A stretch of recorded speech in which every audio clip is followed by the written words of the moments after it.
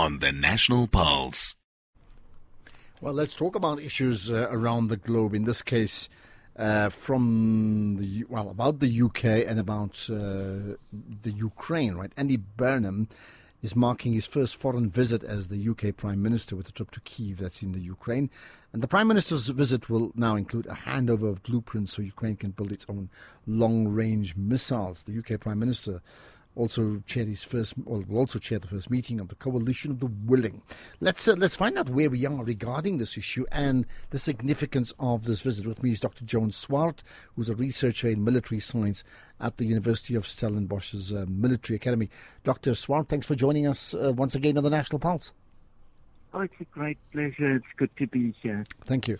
Right, let's talk about what's happened here in terms of the significance of this visit by the UK Prime Minister to the Ukraine.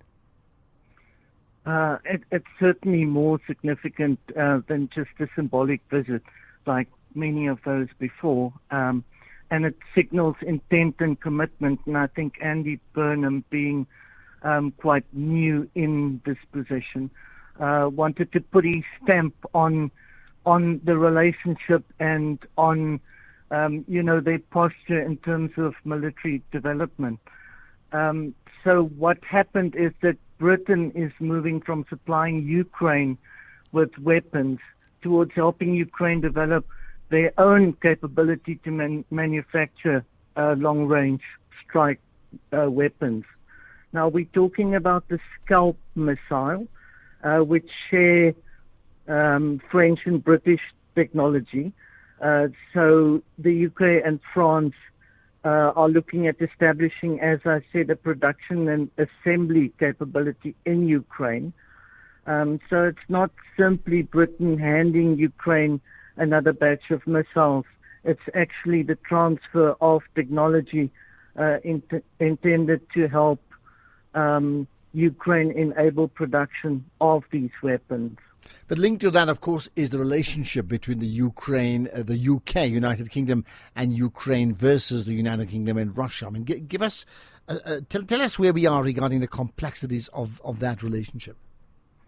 Well, of course, there isn't much of a relationship to speak about between Ukraine and Russia, being the main belligerents in this conflict. But the UK and Ukraine has been close. The same with France to a little bit of a lesser extent. And the US, which has sort of fallen by the wayside after the Alaska agreement, Anchorage agreement, where Trump actually made an agreement with Russia, not speaking to Zelensky, which he then walked back afterwards. So that hurt the relationship between Ukraine and the US a little bit. And I think that's why, one of the reasons why Andy Burnham is quite eager to get into this, to show that he's sort of leading the support for the Ukraine, and also leading the Europe's intent to restart or rebuild their own military capability independent from the US. Which does then talk about, almost grey areas in terms of relationships, because also one of the things that the new UK Prime Minister made the point was emphasizing his support for the Ukraine no matter what, in spite of, earning the wrath of others, right? Tell me about that. Yes. Well, that's sort of a problem that I have. If we look at this instance here, the immediate military effect of this will be limited because, of course, establishing production takes time. Not only that, but this missile, I must add, has a range of approximately 250 kilometers, which is not a lot at all. So you can sort of fire from or launch from the south of Ukraine somewhere and just not close even reach Moscow, where their drone capability has a far longer range of 1,000 kilometers or so.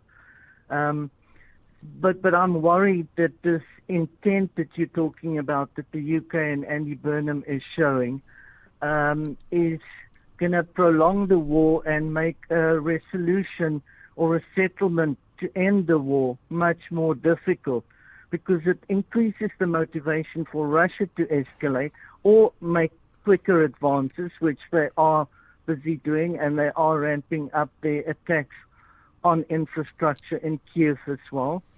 And then it also increases motivation for Ukraine to continue, and it emboldens Zelensky even more.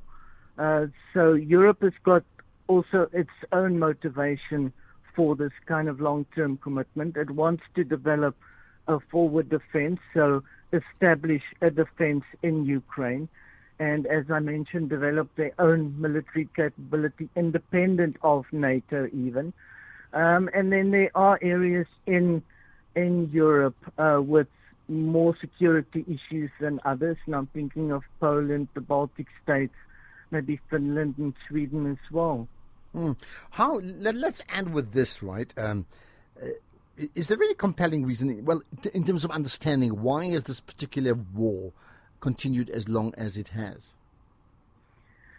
I would say for two reasons. The one reason most certainly is the support, both financially and militarily, that the EU, UK and the US has given to Zelensky.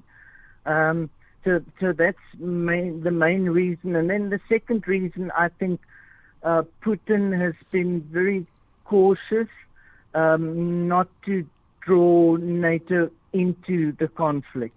So he's focusing on the areas that he wanted to control. That's just my analysis. And but he's gonna move quicker now, I think. And what do you think needs or will happen next? I think Russia will take the areas that they want to control, the 4 oblasts. They are nearly there. It differs from, I think, 100% already in Lugansk to over 90% in Donetsk, and about 75% to 80% in the other 2 oblasts. So I think he'll continue taking that ground, and then he'll continue with the attacks on infrastructure in Kiev. And Zelensky is a little bit with his back against the wall, because he is running out of manpower. He doesn't have any air defenses really to speak about. So he's really very dependent on whatever help and support, both militarily and financially, he can get from Europe, the UK, and the US. So it really depends on whether they're even going to deepen their involvement or not. And we'll see whether that's going to happen one way or the other. Dr. Joan Swart, a researcher in military science at the University of Stellenbosch's Military Academy. I appreciate your engagement here on the National Pulse, right? It's 5:30.